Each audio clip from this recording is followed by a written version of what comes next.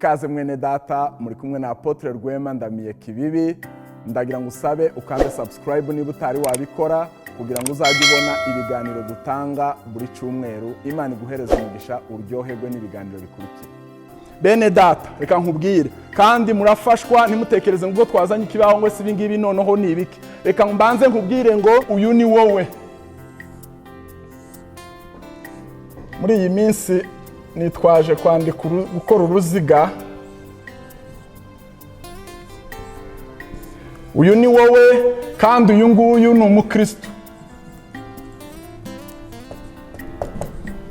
Kinyarwanda si cyinshi cyane ariko ndagira ngo twige imfatizo cyangwa se foundation cyangwa se values ushobora kugenderaho cyangwa umukristo wuzuye agomba kuba afite. Rimwe na rimwe twiga mu buryo butandukanye. Hari abantu biga bifashishije inyigisho ubasha kurebesha amaso yawe ukabasha kubyumva. Ibyinshi ndi buvuge nta gishasha kirimo, ariko ndatekereza kuko uyu munsi wa none uza kuza gufashwa kuba wabasha kureba ikigereranyo cy'uwo ugomba kuba uriwe uri umukristo n'ibyo ugomba kuba ufite kandi byuzuye.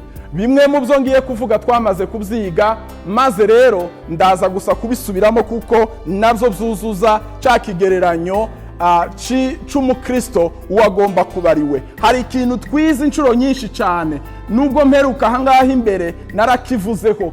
Umukristo wese agomba kuba afite, nawe ubwawe ugomba kuba ufite. Ndaza gusoma ibyanditswe ariko ndagira ngo ndebera ahangaha, nyuma yaha uze kuza kumbwira kuko cyangwa utekereze mu mutima wawe kuko icyo kintu ugifite koko.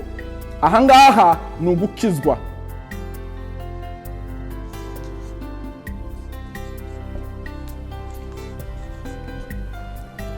Izina ry'Imana rihabwa icubahiro. Bene data, wewe wa mukristo we, nimba wiyita umukristo, nimba utekereza kuko uri umukristo, ibi sindi bubitindeho twarabivuze cyane, ugomba kuba warakijijwe. Zose tuza kuvuga kuko ni inkingi zitatu turi buze kuvuga uyu munsi. Ibindi byose tuza kuvuga, nimba utarakijijwe rwose uracafite inzira ndende cyane. Cyangwa se tukwibutsa gukizwa niki? Gukizwa, reka nsome hano mu Baroma 3 umurongo wa 21, tugeze ku murongo wa 23. Noneho hariho gukiranuka kw'Imana kwahishuwe kudaheshwa n'amateka, nubwo kudaheshwa n'amategeko, nubwo amategeko n'ibyahanuwe ari byo biguhamya, niko gukiranuka kw'Imana abizeye bose baheshwa no kwizera Yesu Kristo. Kristo ari nta tandukaniro, kuko bose bakoze ibyaha tibashikira ubwiza bw'Imana. Izina ry'Imana rihabwa icubahiro. Twese twari abanyabyaha. Ubwo mperuka nerekanye aho uko Imana yaremye isi ari nziza, ukuntu icyaha cyaje, icyaha kigatuma tuja munsi yanduye, isi yuzuye ibibazo. Turangije tuvuga hahandi kuza kwa Yesu, gupfa kwa Yesu, kuja ku musaraba kwa Yesu, guhambwa kwa Yesu no kuzuka kwiwe. Tuvuga kuko uwizera iyo nkuru ababaye iki? Ababaye umukristo. Iri ni ifatiro ry'ikintu cya mbere. Ariko ibi ngibi si cyo cyonyine cyabasha kuguhagarika ngo uhagarare wumva urashikamye k'umukristo. Iki kintu cyonyine cyo kuvuga ngo wamenye Imana, hari ijambo numvise uyu munsi kandi nigeze kuryumva ikindi gihe. Kumenya Imana no kuyisobanukirwa, nta muntu wicaye ahangaho urusha Satani kumenya Imana. Mwari mubizi Satani we yabanaga n'Imana. Satani azi Imana ndetse azi n'imbaraga z'Imana kuruta jewe nawe. Nimba wibwira ngo jewe uzi Imana, ubu narakijijwe, cyangwa se ubu ngubu ufite ibikwiriye byose, wibuke ko na Satani kandi ni uzabanziriza gusha. Wibuke kuko azi Imana cyane, ariko ibyo ngibyo tibiraba ikintu gihagije. Izina ry'Imana rihabwa icubahiro. Abafite bose ahangaha, abafite uko kwizera Imana, abo ngabo tubita kuko ari abantu bakijijwe. ariko ntibashobora kugarukira ahangaha, nta nubwo ukwiriye kugarukira, ahubwo tugomba kugira iyindi nkingi. Ahangaha simpatinda kuko kera twarahaganiriye cyane. Tugomba kugira iyindi nkingi imwe, ariyo twita gukura.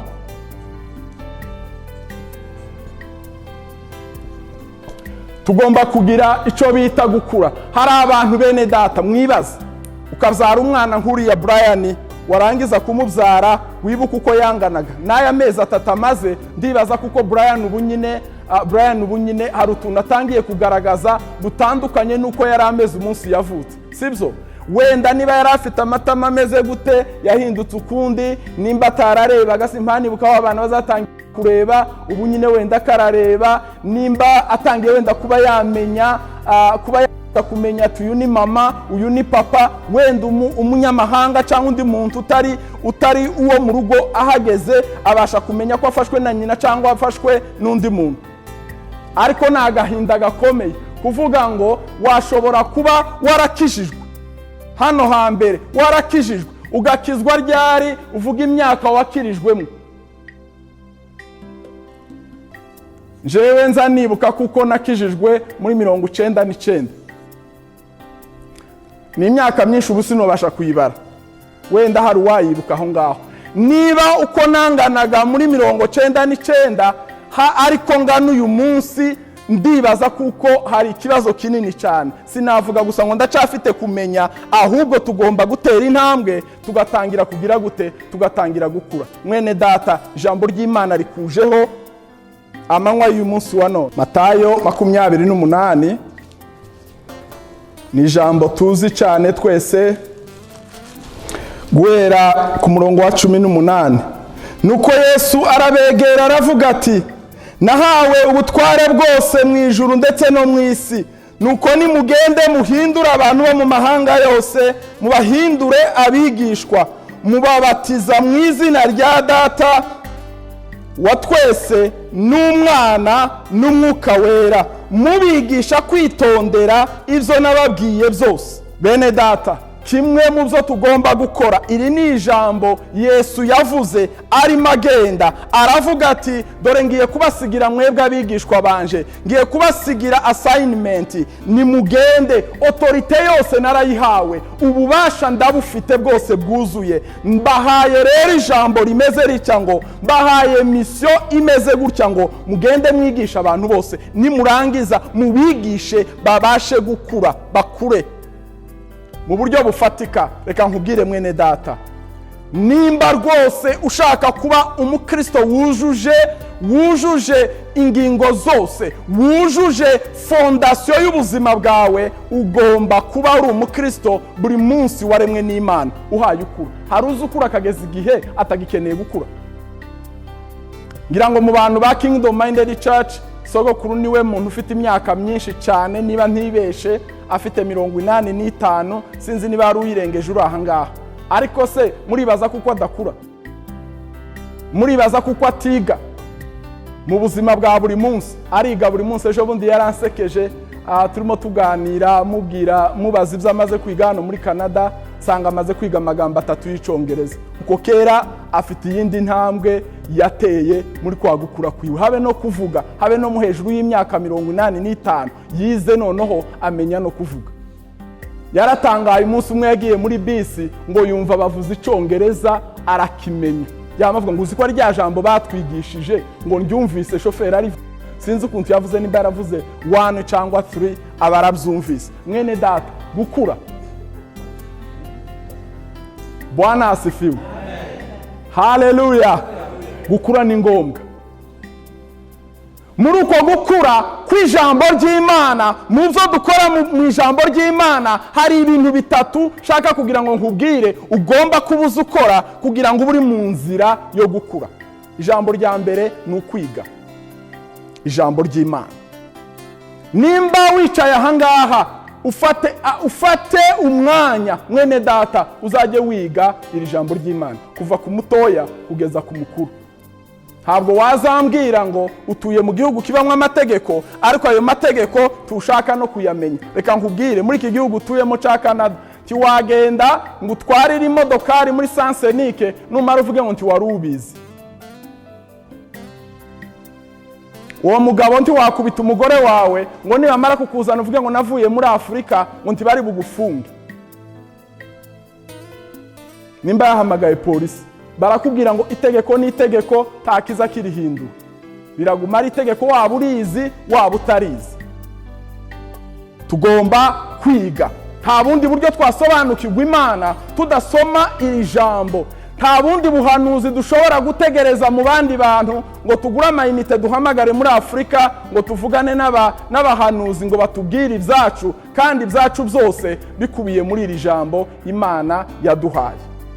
Twiga ijambo ry'Imana. Iri jambo ry'Imana niryo rizagufasha gutahura neza amagambo ahaye avugwa y'Imana ayariyo. Utaramenye ijambo ry'Imana nahaguruka hano kakubesha ibintu warangiza ukagenda wabyizeye, ico gituma haba habayobe benshi. Umuntu umwe agahaguruka akagenda akayobya abandi, bamara bakama bagenda iyo. Ijambo ry'Imana rigufashe kandi uzaje wiga ijambo ry'Imana. Tuze dufata ikintu twahawe tugihabwe cyose, tukimenye cyose. Ushobora kugira druwa zawe zose ziri muri iri jambo, wenda kubera ko utarisoma ukaba utazizi. Imigisha yawe yose iri muri iri jambo, ibyaguheresha kwizera byose biri muri iri jambo. Mwene data, umire rino jambo, usenge ijambo, usinzirire mu ijambo, uryamire mu ijambo, ugendere ku ijambo, uvugire ku ijambo, wubakire urugo rwawe ku ijambo. Ubuzima bwawe buzaba ubuzima bumeze neza, uzaba ukomeye. Abantu bubakira kuri emotion, ubu Kristo bwubakiye kuri emotion buzabuhuhwa n'ikintu icyo ari cyo cyose. Nuwubakira mu kuvuga gusa ngo kurasenga cyane, muzi gusenga icyo ari cyo ni communication. Wavuga ngo uzokuzwa no kuvuga, inde wokuzwa no kuvuga, ukamuvuga ukavuga cyane utahaye urya. Tugomba rero kwiga ijambo ry'Imana. Ikindi kandi tugomba kugira amasengesho. So muno harimo ijambo, igikurikiyeho na amasengesho. Mfite byinshi kandi cya gatatu nicyo ntindaho kuko ibi ngibi twarabivuze cyane. Amasengesho ni ngombwa. Isengesho ni iki? Ni wa mwanya umara uwaye uvugana n'Imana yawe. Imana ni so, ni umubyeyi wawe. Umunsi wakijijwe ahangaha, umunsi wakiriye agakiza, yagukuye mu kuba uri umunyamahanga ikwinjiza muri famiye y'ubumana. Ubu ngubu ngo ntabwo ukiri umunyamahanga wa kure, ahubwo uri umwana wabaye adopte. Akenshi twagara dutekereza bazavuga ngo ufite nk'abana benshi, ariko hariho bamwe bazagira n'abandi badopse. Ko muribaza ko umwana w'agaciro uwo wadopse n'uwo wabyaye ni uwo ufite agaciro? Nimumbwire. Mwese mwabyishe. Umwana wabaye adopte ni ufite agaciro. Reka mbasobanurire. Uwo wabyaye ntiwahisemo ukwasa, uwo wabyaye ntiwigire gutora, ariko uwo wadopse, je nabonye ga process ya adoption, uzugenda ukareba ugatora, hakaba amabwiriza hakaba ibindi. Nimba waravyaye akana kabi, ibyoga kavuye mu nda yawe, yaba mubi yaba mwiza, nuwo ngo urakira nico Imana yatanze. Ariko urya wadopse ukwasa nuko nikuza wakira. Siko bimeze? Haleluya, haleluya. Imana yarakurebye, Imana irandeba, ibona kuko ndi uw'agaciro, impitamo, iravuga ngo ndagushaka uzuba umwana wanje. Bwana asifiwe. Haleluya. Turaba agaciro gakomeye cyane.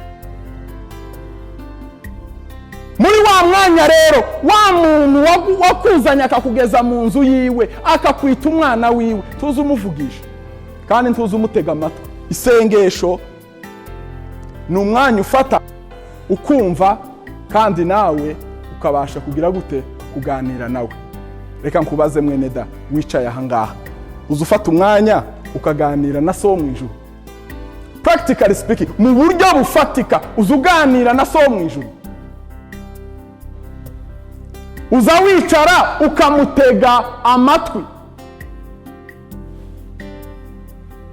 ndahakomeza kuko nababwiye ngo umwanya ukwiriye cyane fata ku cya gatatu kuko nibaza kuko ari gishasha. Ikindi kandi ni ukuramya.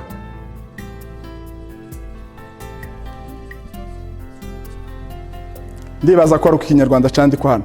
Kuramya Imana ni ikintu cy'agaciro cyane kandi nacyo kidufasha mu gukura. Hari rero benshi batinda ahangaha ndetse ahangaha bakahabarira kuko ariko gukura, ariko uku nguku siko gukura, ahubwo ni kimwe muri ibi bintu bitatu bidufasha kugira ngo tubashe kugira gute, tubashe gukura. Aha niho duhamagara umwuka wera tukaba influence y'ama emotion yacu akamanuka akabasha kutwegereza umwanya wo kugira ngo twihane, dukora ibindi byinshi cyane bidufasha kugira ngo tubashe gukura.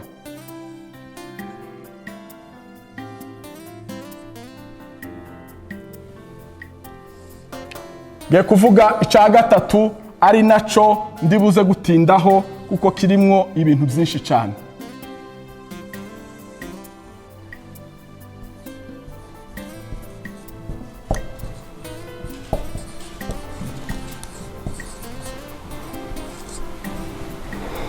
Tugomba kuba turi abigishwa. A disciple, sinzi niba disciple aricyo bishatse kuvuga, right?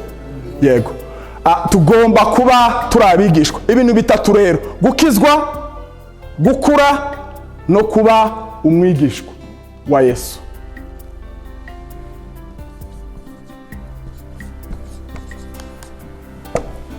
Abatekeye ku mashiga, ufashe ishiga rimwe ukarikuramwo, uyu muntu uyu mukristo yagwa hasi.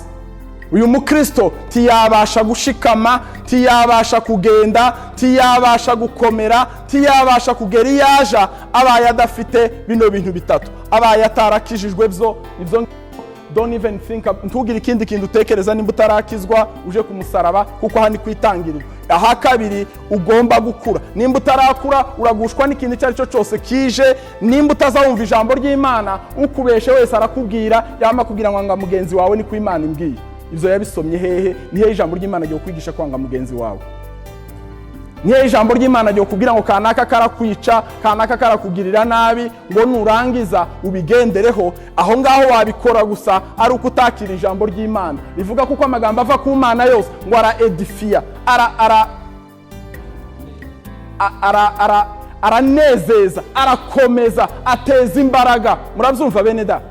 Ijambo ry'Imana rikuzaho ritari ijambo ry'Imana rihaye rikuedifyinga, rihaye riguteza imbere, rihaye rikuzamura, iryo si ijambo ry'Imana. Uba ugomba gusubira inyuma ukaja kwigisha, ukaja neza. Nimba utazuganira n'Imana uzumva abandi, nimba utazawumva Imana hari abandi uzumva, kandi abo ngabo bashobora kugushuka ukaja kure cyane. Ariko ugende uje imbere y'Imana, nurangiza ufate n'akanya ugire kuyiramya. Nico yaturemye, Imana yaturemye kugira ngo tube imbere yayo, kandi tube imbere yayo tuyiramye.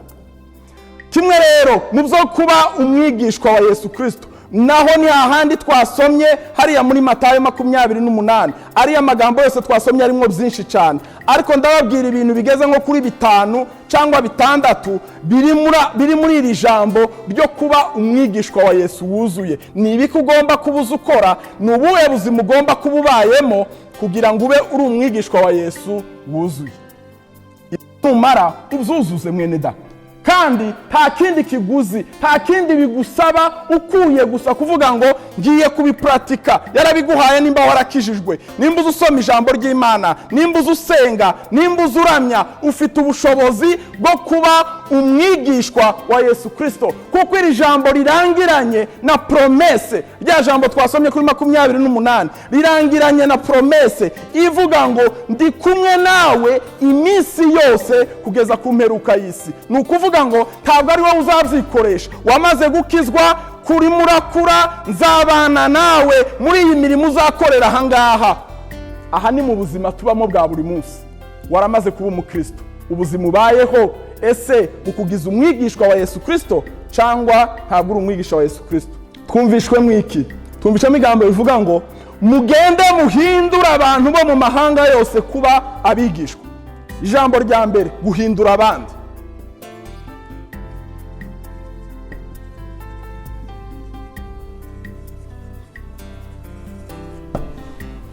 alo, buri muntu afate nk'amasegonda 10 utekereze, ese hari undi muntu nari nahindura? Natanze amasegonda 10. Guhindura neza atari guhindura nabi, atari bijya navuze, atari ukurakaza umuntu, atari ukubabaza umuntu. Hari umuntu wari wahindura umwigishwa, cyangwa se hari imbaraga wari wakoresha kugira ngo urebe kuko uzurangiza uwo murimo. Nk'uko twavuze ni Yesu. Yesu ni uzurangiza wa murimo wo kugeza igihe yinjiza umuntu ahangaha. Ariko wewe hari akazi usabwe gukora, hari akazi nsabwe kuba mpaye nkora. Ako kazi ko guhindura abandi kuba abigishwa, urimo urabikora cyangwa ntabwo urimo kubikora? Hari ubitekerereza kure agatekereza ko azabikora yahagaze aha. Ibyo sibyo. Hari igihe twazaga tuvuga turi abasore, ukamuvuga tukiri abana aho ngaho tuvuga ngo tugiye mu ivugabutumwa. Twarangiza twama tuje ahantu hari abandi bayumbe bagenzi bacu, donc mu ikorari runaka nabaga muri Musingi ico gihe. Musingi tugahamagara iyindi korari yo mu wundi muhana hariya, tukavuga ngo tugasezera mu rugo tubabwira ngo tugiye mu ivugabutumwa. Ivugabutumwa niki? Nukuja guhindura abandi kuba abigishwa ba Yesu Kristo, kutubigisha. Ariko rero ushobora kubikora, ukabikora ku bana bawe, ku baturanyi bawe, kuba mukorana ku kazi, kuba mwigana ku ishuri. Aho ngaho uzoba uhaye ukora inshingano zawe, uri umukristo wuzuye.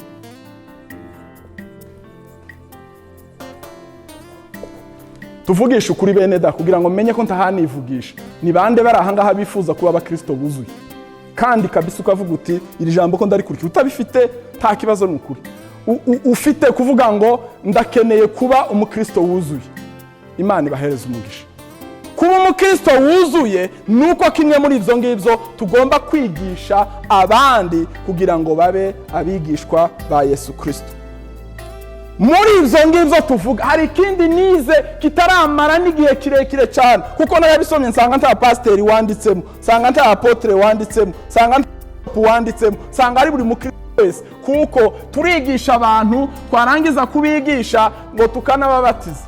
Natangajwe n'ubuhamya bumwe numvise, umuntu arimo avuga ati jewe mbwiriza abantu ahantu yababwiririzaga nta kanisa ryari rihari, akabafata ntana pisine yari ashoboye kwishura, akabafata akaja muri ntuza harya tuza twogera muri bathroom, akuzuzamwo amazi, yarangiza akamwicazamwo, akamubatiza muri y'amazi yo muri bathroom, kandi akabara gakoze. Ninde wavuze kuko utobatiriza muri bathroom?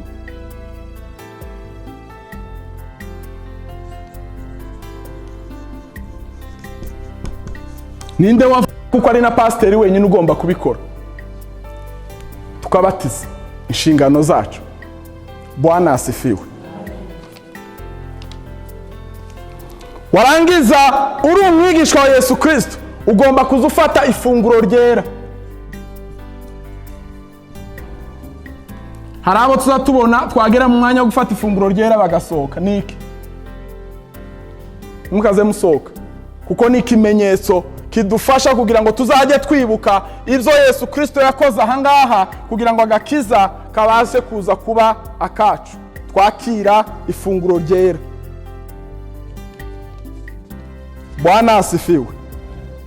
Tugomba nanone ku kintu kinini cyane. Hari aho ndi butinde mu minota mikeya ngiye gusigaranye hariya, ndaza kubahiriza umwanya. Ariko tugomba kuba abakristo bafasha kubaka umurimo w'Imana.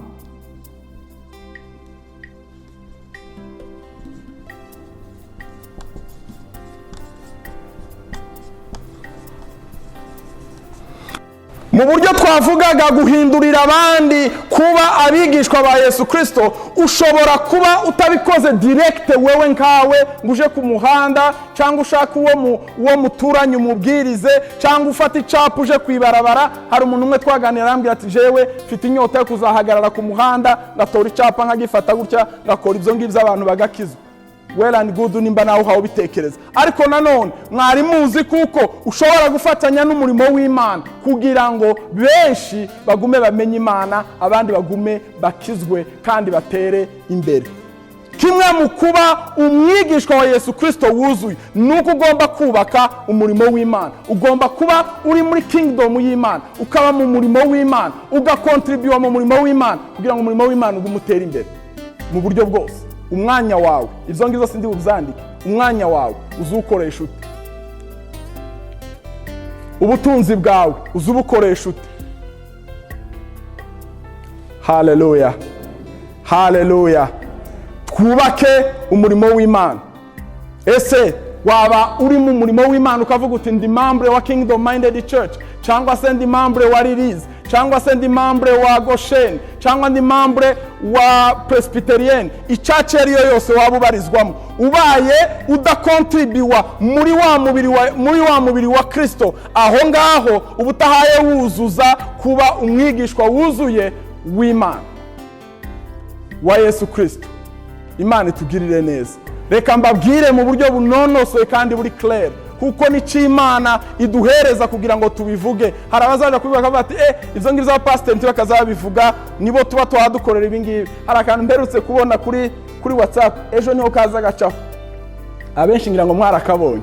Hari umugore wo mu Rwanda abanyamakuru bavugishije, aha yavuga ku maturo, ariko umugore yararakaye. Sinzi nimba hari undi muntu wamubonye hano. Uwo mugore yararakaye cyane, ata amaturo sijewe ntaye nzotanga, abapasiteri ko baradrivinga amamodokari bubatse amazu bagize gute. Amen. Arya maturo tuzadutanga nayo kubaka umurimo w'Imana. Ara ibya 10 tuzadutanga nibyo kubaka umurimo w'Imana, nibyo kuvuga ngo ubwami bw'Imana bukomere, nibyo kuvuga ngo bidufashe kugira ngo tubashe kuzana abantu benshi kuri Kristo, tubashe gukomeza abandi, tubashe gutraininga abandi. Ahangaha tutishuye, ahangaha nti mwahaza mureba amezi 3 tumaze tudasenga, donc tudahurira ahantu hamwe. Ko muribaza ko bataje bose ari uko bagiye ku mashifti, niko mutekereza? Amezi 3 gusa yo kuba abantu bataha basenga, bamwe ubunebwe kera bwarateye. Ubu nyine ya minsi tuba twaduhura buri sande, aba ari ukwenyegeza abantu, baba habenyegeza kugira ngo abantu bagume hahandi. Donc nimba twishuye ya renti tukaza tuboneka hano buri sande, ko turakora wa murimo abantu bakomeza guhagarara. Bwana asifiwe. Canada ifite igisirikare, kandi abasirikare nta muntu wo utekereza kuko ejo bundi bazobatera, ariko abasirikare bahora muri gym bahabaterura ibyuma, natabiterura umunsi bo batungura bakabatera, bazotangira kwirukanka bama bagwa igihumura. Abatari bashikamye, niba wicaye ahangaha, wenda nabandi nyine bafite impamvu zatumye batari ahangaha uyu munsi. Nimba wicaye ahangaha nuko hari umuriro runaka wakubayemwo, uragufasha, urakomera, ugejeje muri iyi saha, wari ugikomeye ugifite inyota yo kuja gushaka Imana. Haleluya. Rero ntitubirebere muri turiya tuntu dutoya two hasi cyane, imirimo yose dukora. Reka noneho mbyinjize n'iyindi ntambwe y'imbere. Habe na pasiteri nanamererwa neza, ntazo bararya, niba nazibye, niba nagura niyo modokari, niba nakora ibyo byose bamutekereza, kurya navyo ni sawa. Amen. Amen. Amen. Haleluya. Iyo bazakundaga, iyo bazashobokaga, mwari muzi ko tuzatugenda. Nigeze gukora muri group home, ukazureba umukiriya umwe, wa mukiriya umwe uzureba bakaguhemba ugatunga urugo rwawe ibihumbi bingahe, ukazuzinjiza mu ntuzo. Nti bari hari hano bazakora bene utwo tuzi. Ariko iyo Imana yo dushoboje ngo tugira ubushobozi bwo guhayaringa abantu hano muri ino church, tubahayaringe, nibarangiza tubakoresha akazi, tubashire mu mirimo kabisa, tubakoresha, amaze muzarebe ko ubwami bw'Imana butavansa kuruta uko bwari bumeze none, muzarebe ko itorero ridakura kuruta uko ryari rimeze none. Tse tuvuga ibintu mu izina ryabyo, aho nahati ko naho hari ngombwa cyane. Amen. Dukorere Imana, twubake umurimo w'Imana ukomeye. Nimba utazubikora mwene data, ntabwo uhagaze neza, ntabwo wujuje byose bihari. Irindi, kubana neza. Bwana asifiwe. Turi icyitegererezo bene data, turi icyitegererezo kuba umukristo, kuba umuntu muzima wuzuye umwigishwa wa Yesu Kristo. Ugomba kuba uri umuntu ubana n'abandi neza. Iri jambo nzarivuga, nzamona wenda tuzofata nk'umwaka umwe, wenda si uyukurikiraho ku wundi, twama tuzita ico kintu ibe teme y'umwaka. Haleluya, haleluya. Nta yandi magambo tuza tuvuga kuri Yesu Kristo, kandi ijambo ry'Imana riza ritubwira ngo tugere ikirenge mu ca Yesu Kristo. Nta yandi magambo, nta kindi kiranga Imana, kiranga umuntu w'Imana ku buryo abayeho n'uburyo abanye n'abandi. Bwana asifiwe. Icyampa hakagira umuntu babiri cyangwa batatu umanywa y'uyu munsi wa none banyumva, tubigire nk'umutwaro, tubigire inyota yo kubana n'abandi neza. Jewe sinza mvugirwamo, ntabwo mpanivuga ko ndavuga abantu bamwe uburyo baza bavuga. Jewe ntunze urutoki nza namanjana narwo, sinza ngahegwamo, apima gusa akamvuga akambona, ariko ijambo ry'Imana si uko riza rivuga. Bagukubita aha uhindura aha ngaha. Haleluya. Tubane n'abandi neza, timugire ngo ndariretse. Ubushize hari ibyo nigishije bijanye naha. Aha mu buryo bwo kubana n'abandi neza tuvuga amagambo, mu buryo bwo kubana n'abandi neza navuze ijambo rimwe ndiyigisha umunsi wose rivuga ngo kutavuga amagambo asenya abandi. Iryo sindisubiramo. Mu kubana n'abandi neza ni ukuvuga amagambo abubaka. Reka mbivuge mu buryo buri positive, ni ukuvuga amagambo yubaka abandi. Ubu mutwaro wawe wo kuvuga ngo ijambo ryose riva mu kanwa kawe wifuza kugira ngo ube umwigishwa wuzuye wa Yesu Kristo, amagambo akuvamwo aba amagambo yubaka abandi. Icya kabiri, kugira ngo ushobore iki kintu n'ibintu bitatu ngiye kuvuga. Icya kabiri ni ukutumva amagambo atakubaka, kutumva amagambo atakubaka. Donc tuvuge nabi, tuvuge ijambo risenya undi muntu. Kandi ikindi cya kabiri, wirinda amagambo agusenya wowe ubwawe mu buryo ubwo ari bwo bwose, haba mu rugo rwawe, muri foyer yawe, haba mu buturanyi bwawe uturana n'abandi. Naroshe ndavuga ati yeme muze mwumva umuntu natanga kugira ngo wamenye ibyo kana hakuvugaho, iryo jambo nuritega amatwi umenye ko rizagusenya. Tukaritega amatwi. Umukristo nyawe ushaka kuba umwigishwa wuzuye agomba kwemera ko ibimugeraho gusa biba ari ibintu bimwubaka, atari ibintu bimusenya. Bwana asifiwe. Hari ikindi kintu nza numva nkabura ahantu, nkabura ukuntu nacigisha bene data. Mureke mbabwire, ese muzamutekereza gute? Imana yaremye umuntu, irema umuntu, ntabwo yigeze irema umuntu mubi. Muzi ko hari abantu bamwe baza bita babi, murabizi? Ntabwo Imana yigeze irema umuntu mubi. Mwitangiriro Imana yaremye umuntu, iyo igiye no kumurema ikoresha amaboko yayo, iramutunganya, iramurema. Mwimurebye ibona ameze neza, ndabona ko ibyo ahaye akora bikeneye undi muntu wamufasha, imuzanira umugore kugira ngo wa mugore bakorere hamwe, babashe gukora ibirenze ibyo yari kwikorera wenyine. Ariko twarangiza tukabona umuntu ari mubi, tukabasha kuvuga ngo uriya muntu ni mubi. Niko fata kanya utekereze mu bitekerezo byawe, hari umuntu wabuzi ukaba unatekereza ngo uyu muntu ni mubi. Muzi kuko n'aba bantu baba muri pirizo bishe n'abantu, mwari muzi kuko hari umuntu azabona akagira imbabazi? Mwari muzi kuko bashobora kumubwira ngo nyina ararwaye ari muri pirizo akarararira, kandi yaravuye hanze yatemaguye abantu? Ari umuntu ari mwiza. Reka mbahereze batize ikintu kimwe Imana yampishuriye tugomba kumenya twese twicaye aha ngaha. Umuntu uyu nguyu uhaye ureba, rimwe na rimwe ukamwita umuntu mubi. Reka nkubwire ahubwo ikibi carico.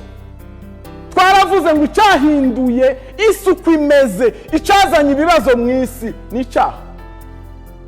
Cyo cyaha kituzana mu isi yanduye. Ya si yanduye iranduza uno muntu. Ariko umuntu Imana yaremye mwene da, ni ukuri simpamba ryohereza amagambo. Ndagira ngo mbabwire uko nemera kandi ijambo ry'Imana ryampishuriye nuko abantu bose ari beza. Bwana asifiwe. Abantu bashakanye hano, reka aribo mbanzirizaho kugira ngo munyumve neza kurutaho. Namwe mukihamushaka mukiri muri la process ubyigireho kugira ngo bizagufashe ejo hazaza. Niki muzamutekereza kizagituma umugore n'umugabo bagashakana? Abantu bakiri muri iyo process yo gutangira, muzi urukundo rubamo. Muzi ukuntu azareba wa muntu, yamureba akazayumva arashaka kumubona buri saha, arashaka ko babonana buri mwanya, akumva ntiyobaho batari kumwe. Hari ijambo rimwe nize, nta muntu umububaho, ntawe.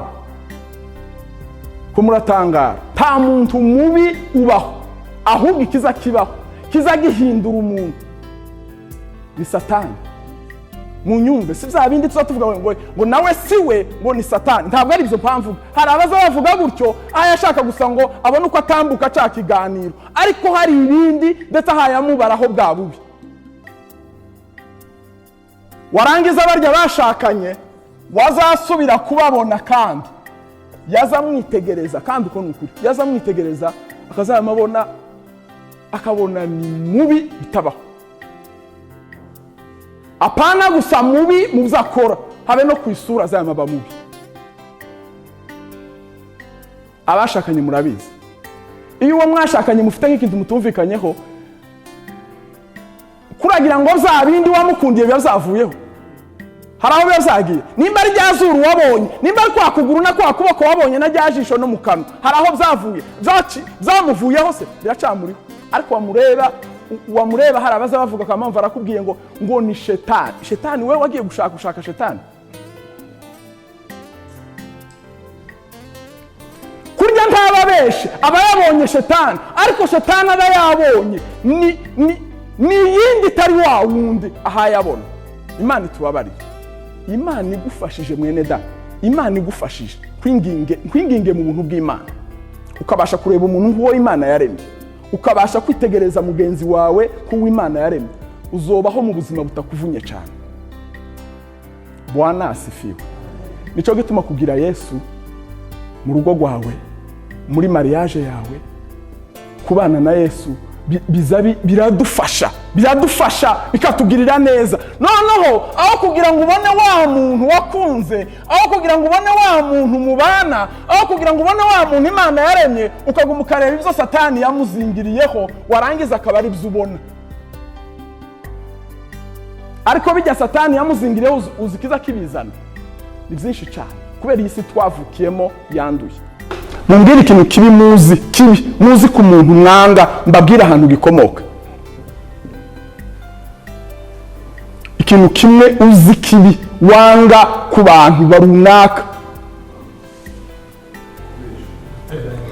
kubesha, uteranya, ukora bya bindi byose. Reka rero nkubwire, dufatire nk'ijambo rimwe rijanye no kubesha. Hari umuntu kubera circumstance ahantu yakuriye, kubera ubuzima yabayemo, bamumenyereje, baramwigisha, abona kuko agomba kuba ari kuri ya defense. Hari umunsi umwe nigeze kuvuga aha ngaha, mvuga ingaruka z'abana cyane muri Afrika babigishaga kubesha, kugeza n'igihe agera nk'aha ngaha. Uzaba rero bajya bagishika aha ngaha, wamubaza ikibazo akaza slowinga kugusubiza, tugire ngo igisubizo ntaba kizi, abahaye arwana na bya bindi bari baramwigishije ko buri kintu cyose hari abantu bamwe baza bavuga ukuri ari uko yabuze ikinyoma. Circonstance y'ubuzima yabayemo mbere byamushize ahantu adashobora kugira gute, adashobora kubaho neza, ahubwo akabaho nabi, ahubwo akaza akora ibintu bibi. Mureke mbabwire, hari abantu bamwe baza bashakana bagashakana barabanje kunyura mu yandi ma relationship, barabanje kunyura mu zindi nkundo, reka ariko mzita, warangiza ugasanga wa muntu ko ndashaka kubasobanurira aho ikibi kiza kiva kugira ngo ntubone umuntu, ahubwo ubashe kumenya ko kijya kiri hariya kiri cyakizanwa n'ikindi. Mana umfashe sobanura aya magambo. Bwana asifiwe. Hari abantu bamwe nshobora guhagarara hano nkamureba gutya naseka akavuga ngo ndamusetse, hahandi yari yicaye wahahindura undi naseka akavuga ngo ndamukunze. Niki gitera izo tandukaniro zibiri? Ni uburyo wa muntu ibintu aba yarahuye nabyo mu buzima bwiwe biza bigira uburyo runaka bimutegura. Hari abantu baza bayobora amatorero nguku je senior pastor waha ngaha kandi akorana n'abapasteri benshi cyane, kaba wenda narabaye nk'ahandi narabaye umuyobozi w'itorero kakorana n'abapasteri, barangiza abya pastor bakangirira nabi, bakankorera nk'utuntu ntari niteguye, bakankorera ama surprise y'ibintu bibi, bwaca nka viyongi wenda nabikoreye i Buganda, kaza muri Edmonton, nashika muri Edmonton kicara hangaha ngakorana nabo ntituziranye duhuriye n'abahanga, ariko naza mbareba icyo bavuze cyose kamantekereza babandi twabanyiriye ko murabona ko ibibazo bahabahura nabyo narangizaga kabagirira nabi. Bijya bibazo bahuye nabyo mu gukorana nanje wagize ngo nije ho bitera, ni ibibazo nahuye nabyo iriya nabaye. Chama akagira byibura abantu batatu bumva ico mpamvuga ubu nyine. Yego. Inkovu. Uzamva kubwiye nabi, hari umuntu wenda ni umugore wawe cyangwa ni umugabo wawe wapfa kuvuga gutyo akama kubadukana akama avuga ibintu ukavuga ibi bintu noneho bivuye he? Yewe saho bivuye, ushobora kuba bivuye ahandi kandi ndahamya neza ko ari ahandi bivuye. Wenda aho yakuriye barakubitaga none ko nanje nabaye mu rugo rwanje ngomba kuzanihagararaho nkavuga, wa mugabo w'abandi yivugiye akajambo gusa apfa kuvuga, wa wundi akama mubadukana naho ntahayagwana na wa wundi bahagararanye kararwana na bya bibazo yabayemo. Bwana asifiwe. Usubije amaso inyuma rero ukabasha kurebera umuntu nk'uw'Imana yamuremye, ugakuramwo circonstance cyangwa ibintu runaka yabayemo ashobora kuba yarabayemo mu buzima bwiwe, uzakunda buri muntu wese. Bwana asifiwe.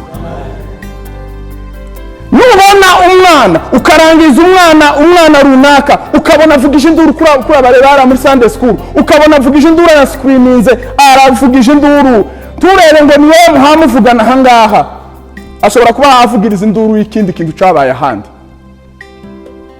karakubwira ngo mfasha.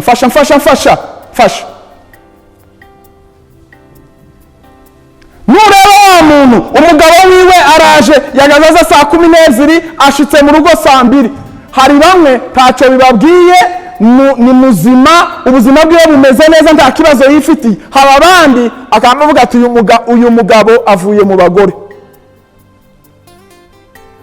naho icabaye niki wenda aho yakuriye ise akazaja mu bagore, noneho kubera ko yabibonye kwa kundi nabona ibi image yayimuzamo n'ibijya yabayemo, yarangiza yashikaga yabibwira umugabo wiwe, wa mugabo nakavuga ngo wambonye he la ntabwo ari ico kibazo wahura naco, kurahura n'ikibazo c'ingaruka z'ubuzima wa muntu yabayemo, fixinga bya bindi, naho umuntu we ni muzima tacabaye. Bwana asifiwe. Reka ndangirize kuri iki kintu n'abandi neza.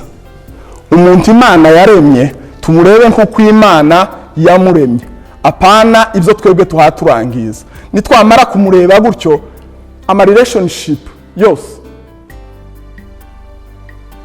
umuntu yibereye mu bukene bwiwe, urufaranga rwarabonekaga rukaboneka rimwe na rimwe, noneho zirahageze wa mutima w'impuza, wa mutima wa mutima wo kumva kuko mu mutwe wiwe ntiharemera kuko yazakiriye, ahubwo aracahatekereza kuko akenye. Reka mbabwire ikintu kimwe muzareberaho kibafasha. Nuja muri superstore ufite inzara uzagura junk nyinshi, ariko nuja yo hafi uzazana ibiryo bikeya.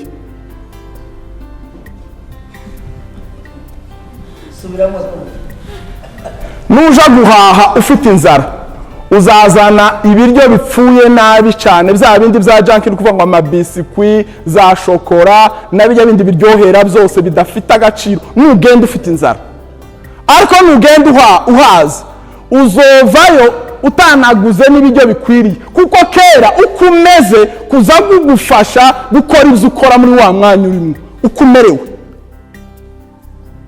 Bwana asifiwe.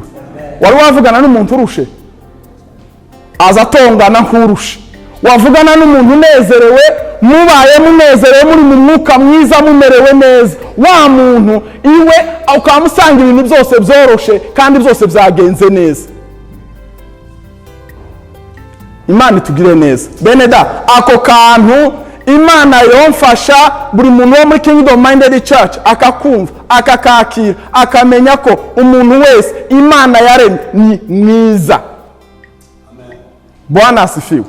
Umuntu wese uzuhura nawe ukareba ibyo byose azakora, ukareba burya azayitwara, shakisha gusa devoir yawe ni iyi. Devoir yawe cyangwa se umukoro wawe ni ugushakisha uburyo umenya cya kibazo bya bindi bimwizingiyeho ni ibihe, ubashe kubikemura. Imana izadufasha dukore n'inyigisho z'abashakanye hano mu rugo twicare, kuko ndumva birimo ama relationship cyane, kandi nta ma relationship yegeranye nk'abantu barwubatse hamwe noneho bitambuke bije kuba abana mu itorero rimwe, bitambuke bije kuba mu muhano umwe. Aho hose bene data relationship zacu, uburyo bw'imibanire yacu n'abandi, Imana irabikeneye kugira ngo tubashe kureba, tubashe kubona umuntu Imana yaremye, tumubone nk'uko Imana yamuremye, tumubone mu bwiza bwiwe. Wa mugore bakazuvuga ngo ni mubi, ntabwo ari mubi, ni mwiza. Wa muturanyi wawe akazutekereza kuko ngo uyu muntu ngo ni Satani, urebe Satani nturebe wa muntu. Wa muntu waruzi ngo yarakunaniye, ntabwo ari wowe wakunaniye, ibibazo bimuzungurutse nibyo bikugoye, ariko uwo ari we wese ninde. Barya warebye ukavuga ngo uyu nguyu simushaka, ni umunyamico mibi, yabonye umugabo wiwe wenda bimereye neza kuruta nuko mumeze mwebwe. None se niki cyabaye? Nuko Imana yamuhaye ubuntu bwo kubasha kumenya wa muntu, akabasha gutotora bijya bindi byose biri iruhande, akabishira ku ruhande, akabasha kureba wa muntu Imana yamuhaye. Ndakubwiye ngo wagubwa neza, wanezerwa ubuzima bwawe bwose, haba mu buzima bwawe bwa buri munsi, uburyo ubana n'abandi. Hari abazagira akagira ngo aranezerewe, akagira ngo aranezerewe, akagira ngo aguwe neza, agifitanye imihari n'abandi bantu. Imana tugire neza. Ndarangije. Ukuye umwuka w'Imana wabasha kudushoboza kugira ngo tugire aya magambo. Cyadushoboza ibi byose n'urukundo. Nari mfite kuja kubisoma, mugende mufata umwanya mu bisome mu Bakorinto ba mbere 13 umurongo wa 4 kugeza ku 8. Mugende nanone musome izo Imana yagusigiye muri Matayo 25 umurongo wa mbere kugeza kuri 30.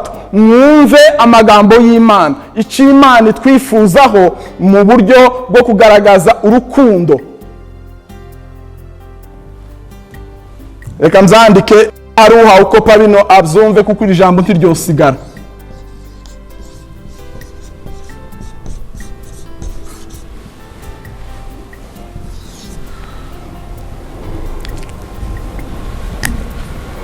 Nimba uzi ngo hari umuntu umwe, yaba hano, yaba hanze ya hano muri Edmonton, yaba ari muri Afrika cyangwa ari hehe, uzuvuga ngo uriya muntu ndamwanga, iryo si ijambo ry'umukristo. Habe no kutabivuga no kubitekereza n'icyaha. Nta muntu ugomba kuba wanga, ugomba kuba ukunda abantu bose. Kandi ibyo si ibyo wihatira, ibyo si ibyo utekereza, ibyo si ibyo ushakisha, niyo igomba kuba ariyo personalite yawe, nibwo bugomba kuba ari bwo buzima bwawe. ubona umuntu wese Imana igushize imbere umukunde. Haleluya. Amen. Urakoze kubana natwe. Niba utari wakora subscribe, kanda ahangaha kugira ngo ibiganiro bindi tuzazana uzabashe kubibona. Imana ikugirire neza.